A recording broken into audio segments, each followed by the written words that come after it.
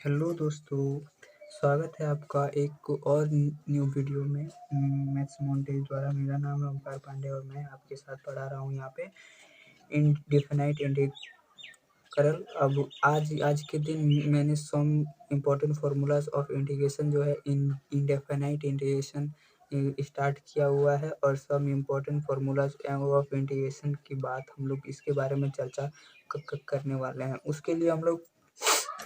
उससे पहले हम आपको बता दें कि इससे पीछे वाला लेक्चर में हम लोगों ने बताया था कि what is integration and what are their types and how we know that the term should be integrate and differentiate.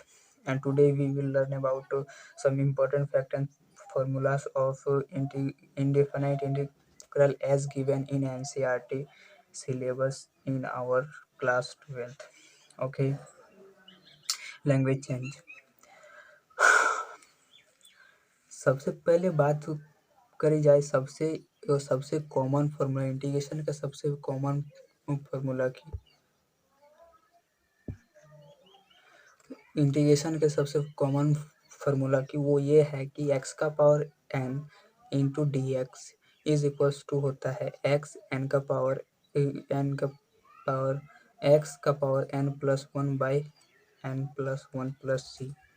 ठीक है सर, आप एक बात बताइए, तो यहाँ पे आपने c जो लिखा है वो क्या चीज़ है? बाबू यहाँ पे c जो है एक कांस्टेंट टर्म है। कांस्टेंट टर्म है। ये कैसा कांस्टेंट टर्म है सर? ये कांस्टेंट टर्म इंटीग्रल कांस्टेंट है।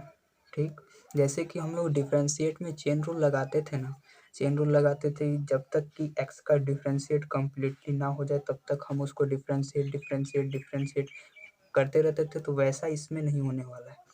ठीक, इसमें हम लोग एक कांस्टेंट जो आएगा लास्ट में उसको हम लोग कांस्टेंट मान लेते हैं और उसकी कोई वैल्यू हमारे पास नहीं रह जाती है। ठीक है, तो सबसे पहला आप हमारा यहाँ पे फॉर्मूला आ रहा है, इंटीग्रेशन का साइन है, इसको बोलते हैं इंटीग्रेशन का साइन। ठीक है, एक्स का power n into D x is equal to x का power n plus one. 1 second please, आपको मैं एक इसके लिए एग्जांपल रफ ले लेता हूँ ताकि आपको और बेहतर समझ में आए। इसके लिए मैं आपको एक कॉपी लूँगा जिसकी सहायता से मैं आपको समझा सकूं।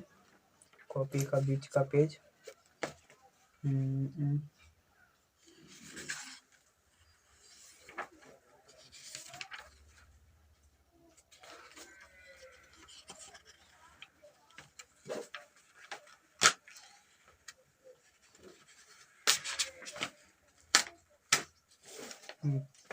मैंने ले लिया यहाँ पे एक वाइट पेज और इसमें मैं आप रफ करने वाला हूँ। जैसे कि हमारा पहला फॉर्मूला यहाँ पे दिया हुआ है, इंटीग्रेशन ऑफ एक्स का power n into D x is equal to x का पावर n प्लस वन बटा n प्लस वन प्लस सी होता है। ये होता है। अब हम लोग डिफरेंशिएट में क्या पढ़े थे? डिफरेंशिएट में एक्स का पावर n का फॉर्मूला क्या पढ़े थे? एक्स का पावर n का फॉर्मूला पढ़े थे सर कि एक्स का पावर n माइनस वन जो रहेगा उसमें एक घटा देना है और यहाँ पे D by D X of जो n रहेगा उसका डिफरेंशिएट हम लोग करते थे। लेकिन इसमें क्या है, इसमें अगर हम इंटीग्रेशन ऑफ x का power n into D x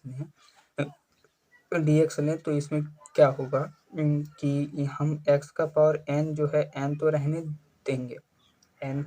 रहने देंगे, पावर में एक जोड़ देंगे और यही जो जुड़ा हुआ पावर को नीचे भी लिख देंगे एक बार। ठीक है, ये कांस्टेंट टर्म ये जिस तरह बढ़ गया यहाँ पे, उस कांस्टेंट टर्म को हम रोकने के लिए यहाँ पे एक कांस्टेंट देते हैं। ठीक, ये एक कांस्टेंट होता है। ठीक है, इसका एग्जांपल कर लेते हैं। जैसे कि इंटीग्रेशन ऑफ 2x² दे दिया, टू एक्स स्क्वायर दे दिया इंटू डी एक्स दे दिया। ये सबसे सिंपलेस्ट एंड ईजीएस्ट वे है ऑफ इंटीग्रेशन का। और यही फार्मूला जो है फर्स्ट नंबर फार्मूला आपके फिजिक्स में बहुत जगहों पे यही यूज़ किया जाता है। ठीक, अब जैसा कि यहाँ पे एग्जांपल पे आप देख रहे हैं 2x² इंटू dx। हम आपको बनाने का तरीका बता देते हैं कि यहाँ पे हम इंटीग्रेशन का साइन जो दिया हुआ है उसमें कांस्टेंट टर्म क्या है, 2 है कांस्टेंट टर्म, उसको हम इंटीग्रेशन के बाहर ले आएंगे, पहले निकाल लिया, ठीक है। उसके बाद इंटीग्रेशन का साइन देके x² इंटू dx। अब हमारे पास कैसा चीज़ दिख रहा है इसको, ये इक्वेशन 1 है, ये इक्वेशन 1 है, और इसको अगर हम इस तरह से कंपेयर करें इंटीग्रेशन ऑफ x का power n into D x से, इक्वेशन 2 है, तो आपको क्या सिमिलरिटीज दिखाई दे रही है? आपको सिमिलरिटी दिखाई दे रही है कि n इज इक्वल टू 2 दिया हुआ है, कुछ भी दिया है ना भाई, n इज इक्वल टू 2 दिया हुआ है। तब हम जाके क्या करते हैं इसमें कि ये जो है 2, अब इसको छोड़ देते हैं हम लोग, इसको छोड़ देते हैं, वो समझाने के लिए तरफ है इसलिए समझा रहा हूँ। जैसे कि हम लोग 2 को बाहर निकाल लिए and x² into D x दिया हुआ ना, x² दिया हुआ है, पावर में एक जोड़ दो और नीचे जो पावर है उसको लिख दो, पावर में एक जोड़ दो मतलब 2 + 1 जोड़ दिए और वही पावर को नीचे भी लिख दिए, ठीक। अब एक कांस्टेंट टर्म लगा दिए, ठीक। उसके बाद हम लोग यहाँ पर 2x का पावर 3/3 प्लस c, ये हमारा हो गया इंटीग्रेशन, ठीक। ये फॉर्मूला नंबर 1 पे बेस्ड था और इसी तरह के क्वेश्चन आपको एनसीईआरटी के मतलब एनसीईआरटी के फर्स्ट एक्सरसाइज में मिलेंगे। मैं उनको बारी बारी से सॉल्व करवाऊंगा, उससे पहले आप फॉर्मूला पे थोड़ा नज़र डाल लें, और ये फॉर्मूला थोड़ा इम्पोर्टेंट था इसलिए इसका एग्जांपल वाइज मैंने बता दिया है। अब आते हैं दूसरे फॉर्मूले की तरफ, इंटीग्रेशन का sign into D x is equal to x plus सी।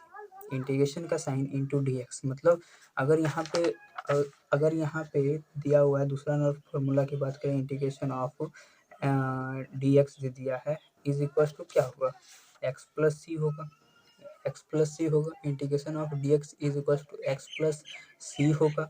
मतलब यहाँ पे मेरे पास कुछ नहीं है तो क्या है, एक है, ये क्या है, कांस्टेंट टर्म है, देयर इज कांस्टेंट टर्म। तो हम क्या करते हैं, ये कांस्टेंट टर्म को बाहर निकाल लेते हैं और dx का इंटीग्रेशन क्या हो जाता है हमारा, x हो जाता है और प्लस सी, बशर्ते डिफ्रेंशिएट में अगर x का हम डिफ्रेंशिएट किए तो इसका वैल्यू 1 हो जाएगा, 1 होगा, लेकिन इंटीग्रेट किए तो हमारा क्या हो जाता है, x ही रह जाता है। ये फॉर्मूला आपको याद रखने की बहुत ज़्यादा ही ज़रूरत है, ठीक। इसके रिलेटेड एक एग्जांपल ले लेते हैं कि लीजिए ना 4dx ए ले लेते हैं is equal to X, is equal to क्या होगा, 4 कांस्टेंट है इसलिए बाहर हो जाएगा, dx इस तरह हो जाएगा, इस तरह हो जाएगा 4x प्लस सी, ये हो जाएगा आपका आंसर, ठीक। 4x प्लस सी ये आपका हो जाएगा आंसर। तो इस तरह से हम लोग ने दूसरा फॉर्मूला के बारे में जान लिया है। उसके बाद आते हैं आपको ट्रिग्नोमेट्रिक फंक्शंस के फार्मूलाज जो कि यहाँ से यहाँ तक हैं। उसके बाद आते हैं आपकी इनवर्स ट्रिग्नोमेट्रिक फार्मूलाज जो कि यहाँ से यहाँ तक है, यहाँ से यहाँ तक है। उसके बाद आपके आते हैं एक्सपोनेंशियल के फार्मूला जो कि यहाँ से यहाँ तक है। तो इसका मैं एक स्वीट सा पीडीएफ लिंक में डाल देता हूँ, उससे आप इसको देख सकते हैं, ठीक, या अपने कॉपी में नोट डाउन कर सकते हैं या हाँ। तो यहाँ पे हम लोग अपने तीसरे फार्मूला की ओर बढ़ते हैं, integration of cos x into D x is equal to होता है sin x प्लस सी। मैं ज़्यादा रिव्यू नहीं करने वाला हूँ क्योंकि इसके बारे में हम लोग डिटेल से चैप्टर में पढ़ने वाले हैं। रिमेंबर थिंग्स है हियर, दीज आर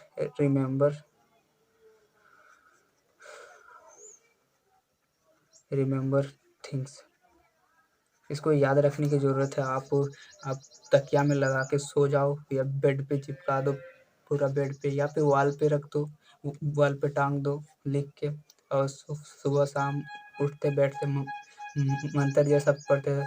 तो इंटीग्रेशन ऑफ एक्स का power n d x is equal to x का power n+1 by n+1 plus C. Integration of D x is equal to x plus C, integration of cos x d x is equal to sine x plus c. इस तरह आप पढ़ते रहिए, रटते रहिए, आपका खुद न खुद माइंड में सेटअप हो जाएगा। ठीक है, मैं सिर्फ एक बार पढ़ देता हूँ क्या क्या इसको पढ़ा जाता है। Integration of sine x into D x is equal to minus cos x plus सी होता है। Integration of sec square x into D x is equal to tan x plus C. Integration of cosec square in x dx is equals to minus cot x plus c। Integration of sec x into tan x dx is equals to sec x plus c। Integration of cos x into cot x dx is equals to minus cos x plus c। उसके बाद जैसे कि हम लोग differentiate करते थे, हम लोग इनवर्स ट्रिग्नोमेट्रिक फंक्शंस का देखिए यहाँ पे इनवर्स ट्रिग्नोमेट्रिक फंक्शंस का जैसे कि हम लोग डिफ्रेंशिएट करते थे D by D X of sine inverse X का फॉर्मूला क्या आके रहता था, root under 1 minus X square आके रहता था। अब जब हम इसका जब हम इंटीग्रेट करेंगे तब हमें क्या मिलने वाला है, साइन इनवर्स एक्स प्लस सी मिलने वाला है। ठीक है, तो वही सेम चीज़ अगर यहाँ पे वही सेम चीज़ उसके जगह हम लोग माइनस कॉस एक्स भी ले सकते हैं, कॉस एक्स इनवर्स एक्स भी ले सकते हैं। और यहाँ पे integration of D X by 1 plus X square is equal to tan inverse X plus C. Integration of D X by 1 plus X square is equal to minus cot inverse X plus C. Integration of D X by X root under X square minus 1 is equal to sec inverse X plus C. Integration of D X X root under X minus 1 is equal to cosec inverse c. Integration of e का power x d x is equal to e का power x plus C. Integration of 1 by x into D x is equal to log x plus C. Integration of a का power x into D x is equal to a का power x by log a plus c. इस तरह हमें इतना सारा formula हमने पढ़ लिया है। अब की बार जो है हमने चैप्टर को स्टार्ट करना है। सो मेरे वीडियो पे बने रहने के लिए बहुत बहुत धन्यवाद।